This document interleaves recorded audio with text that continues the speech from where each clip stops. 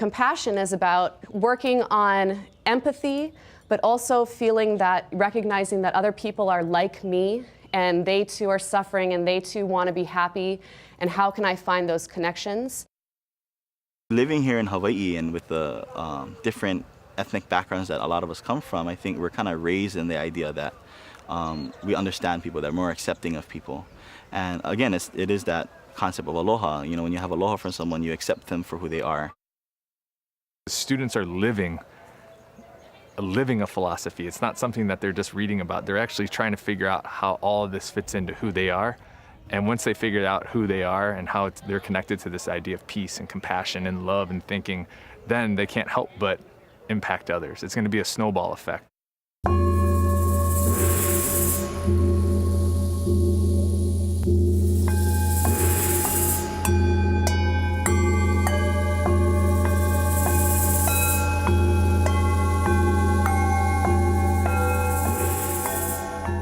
We were particularly interested in having the Pillars of Peace program focus on young people, because right now in this day and age, for kids who are reading the paper or trying to understand their place in the world, it can be a pretty unsettling place.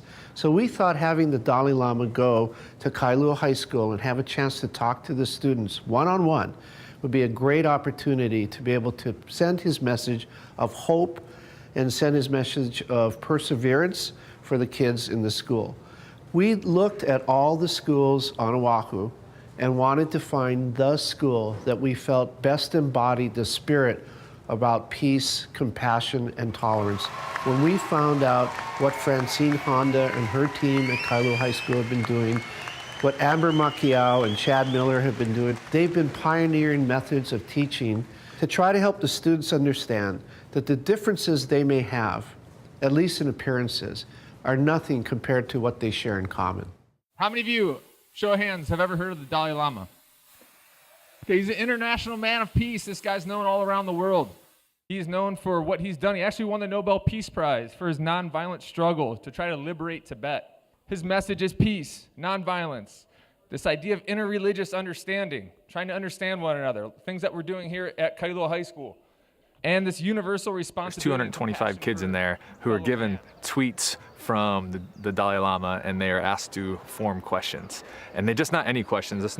They were supposed to be philosophical in nature, things that they really wondered about. There was no bashfulness to it. They weren't embarrassed by their questions. And I think that really comes with this notion of what's been happening at Kailua High School is there's this pervading idea of intellectual safety in the classroom. You will vote next PTP class on which question will get submitted to the Dalai Lama when he's speaking at the university. Awesome job. And what that means is basically that I don't have to worry about anything that I say, because everything that I say is going to be taken seriously by my peers, and it's going to be seen without judgment. So I can take intellectual risks, I can ask questions, I can put out my own experiences, and whatever I say, I'm not going to get laughed at. Do you think with your mind, or do you act upon your heart? It's like, which is better? Because a lot of impulsive decisions made upon your feelings can get you into some sticky situations. We said that everything is an idea unless it's acted upon. So I think that peace is the same thing, but that it has too many variables in it for it to go right the first time. Because they felt intellectually safe, they are able to take those tweets and formulate these questions that are absolutely amazing. And that's something that we've been able to cultivate since they were in 9th grade to by the time they got to seniors. They were just comfortable in doing that. It wasn't even a big deal. When I asked them, this is exactly what we're doing, they knew already. Any philosopher would look at one of those and just be stunned by it. The whole premise of ethnic studies in Kailua High School is about nonviolence. And when we look at a lot of the Dalai Lama's teachings, compassion is connected to nonviolence, which is one of the fundamental aspects of philosophy for children. So what you did at the end of class is you started thinking about, well, now that we know all of this, what do you want to talk about with your classmates that relates to violence in our community and what the Dalai Lama has to teach us? So when we use philosophy for children to teach ethnic studies, we are engaging in a lot of dialogue with one another about really complex issues related to race and ethnicity and discrimination and marginalization. But they get to talk about it with their peers and listen to one another and learn from each other versus just having a teacher at the front of the room that's telling them about the histories of these groups. Kind of assume that still be compassionate towards others, even though some are not compassionate towards us. My question is, can I assume that by the Dalai Lama coming to our school, it will change the way we act towards each other? What are the reasons societies are unwilling to give up part of themselves in order to settle an argument peacefully? They're doing it in an intellectually safe environment where they feel like they can really share deeper things that are important to one another, and so what it does is it helps to build tolerance between students. And we're being very conscious about it and saying, we want to work on tolerance and prejudice reduction and promoting a culture of peace.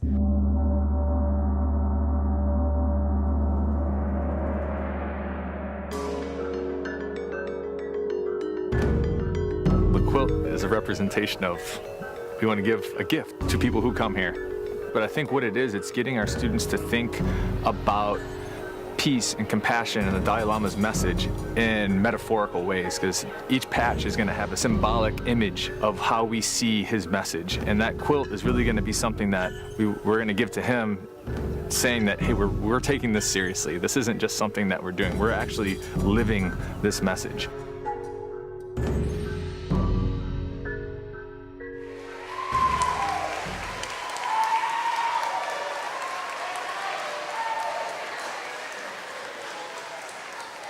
Building peace on the foundation of aloha is about taking the notion of aloha and starting with yourself.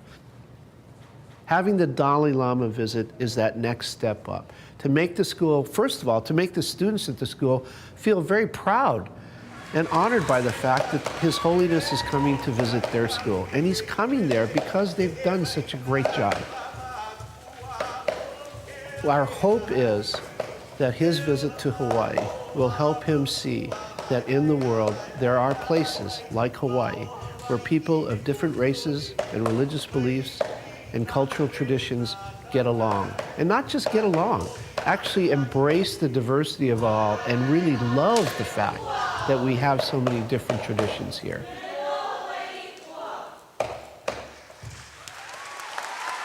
I think it's just going to be an incredible experience. And we're really happy to be able to do this with the Kailua High School team. Thank you.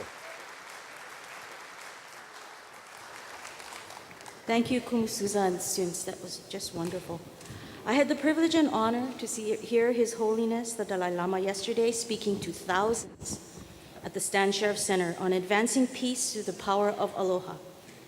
It seemed he was speaking not to thousands, but directly to me.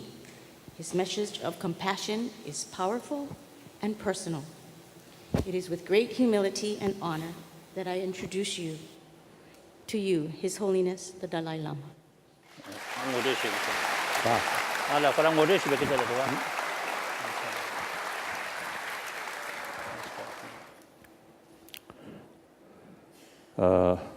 Today, I prefer, at the beginning, I speak a short sort of today speech. Then I prefer, you see, the more interaction with students and then also the teachers.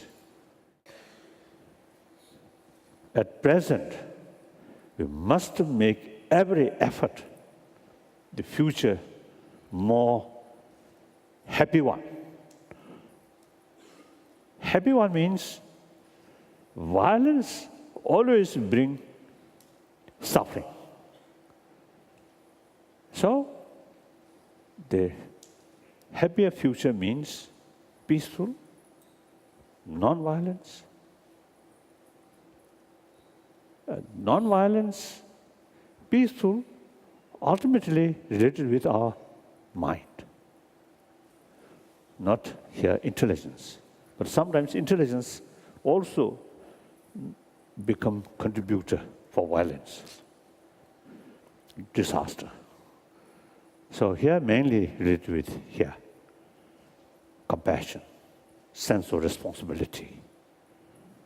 So intelligence alone, no guarantee whether it can be constructive or destructive. And the individual happiness also, intelligence or education alone, no guarantee whether bring inner peace or more frustration, more anxiety. No guarantee. So the warm-heartedness is the key factor. But at the same time, warm-heartedness or compassion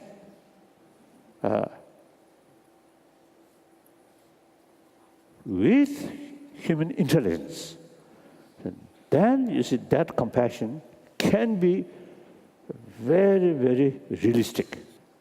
So happy future, happy world can achieve only through combination of wisdom and warm-heartedness.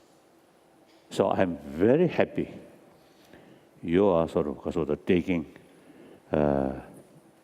special sort of effort or interest about compassion. Compassion. You have compassion programs. As long as I appreciate it. That's wonderful. Very good. So, very happy this opportunity. Thank you. Now questions. Question.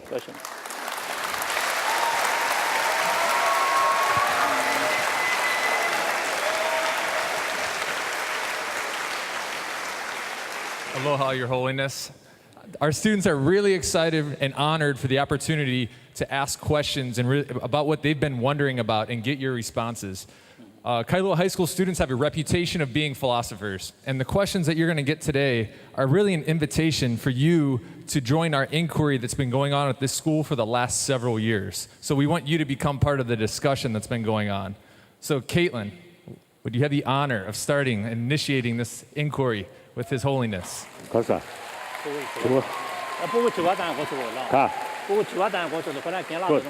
morning, Your Holiness. Thank you for coming to our school and sharing with us your insights on compassion and happiness. My name is Caitlin Hooker. I'm in the 12th grade.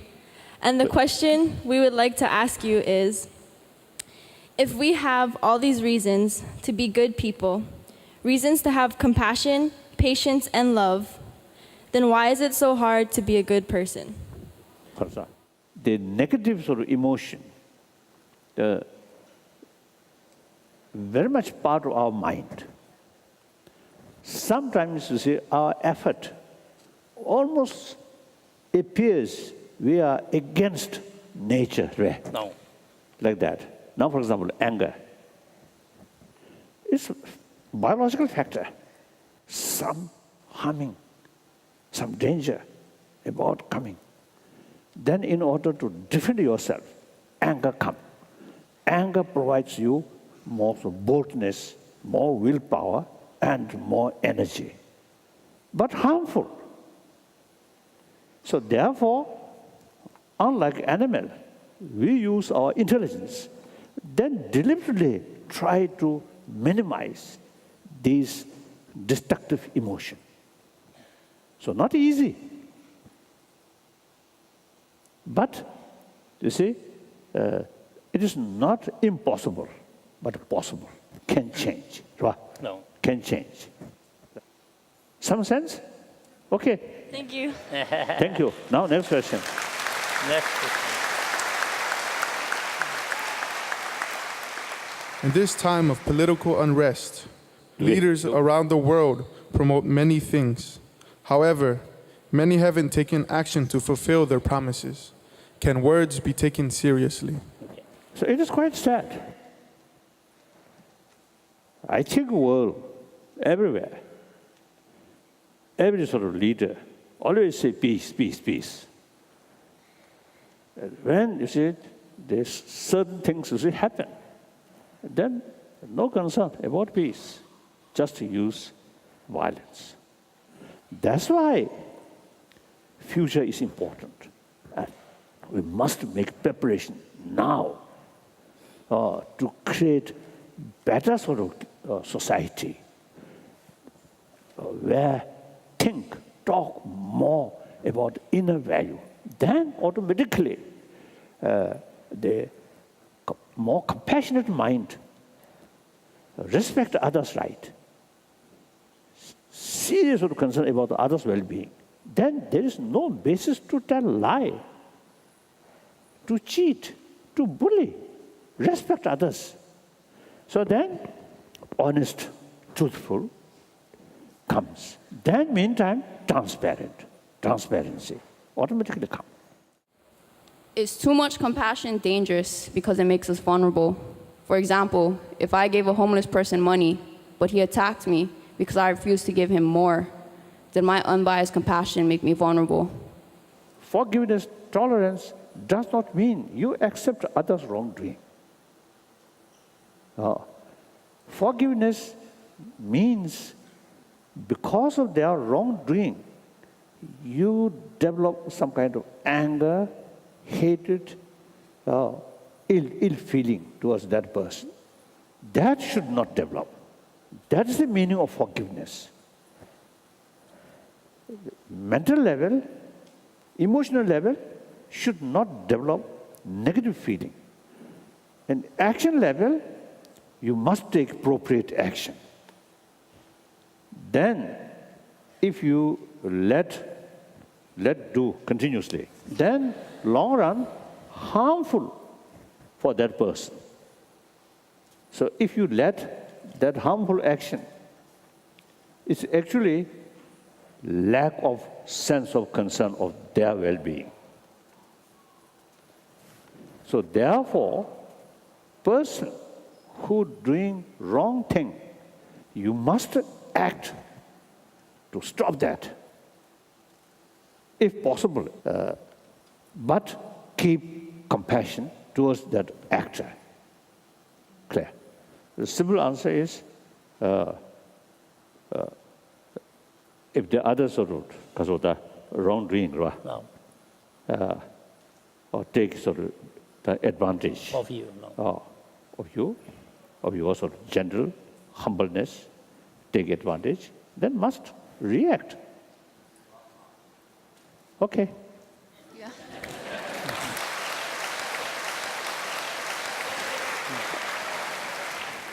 I would like to thank His Holiness for visiting Kailua High School today to share about building peace on a foundation of aloha. I would also like to thank the Pillars of Peace program organizers and donors for the big part they played in allowing this great event to happen. Well done.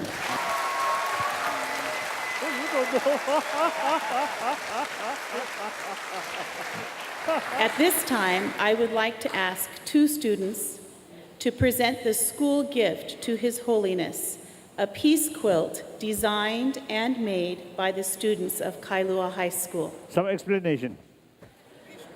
Peaceful, okay. Thank you, thank you, thank you. I want to congratulate Kailua High School and the students there. Really, this visit by His Holiness is a testament to the hard work that they've done and to the incredible values that the school embodies through their everyday life. To inspire people in Hawaii to take action, to be deliberate and purposeful about preserving the spirit of aloha, about preserving the civility and the compassion and the tolerance we have for each other and our differences here in the islands.